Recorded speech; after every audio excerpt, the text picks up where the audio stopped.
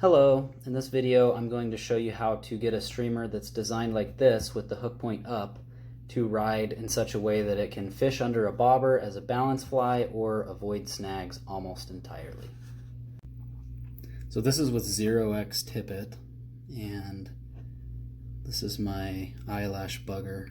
Doesn't work as well with articulated flies, but you can see how the way that the knot is hitched through the eye forces the fly to fish almost like a balance fly. It's not quite balanced, but it's pretty dang close.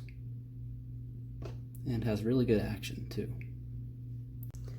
So the key to doing this is you're going to tie a uni-knot, but you're going to hitch it through the eye of the hook. So I'm going to stick it through what would be the top of the fly, pull some line, make a loop, tie a uni-knot around an imaginary hook. Okay, so I've got a uni-knot there. Pull that guy tight, and then I'm just going to simply pull that all the way around the fly so that I hitch it around the eye of the hook. It's a little bit tricky to not grab the fibers, especially with something that's got dubbing at the front here.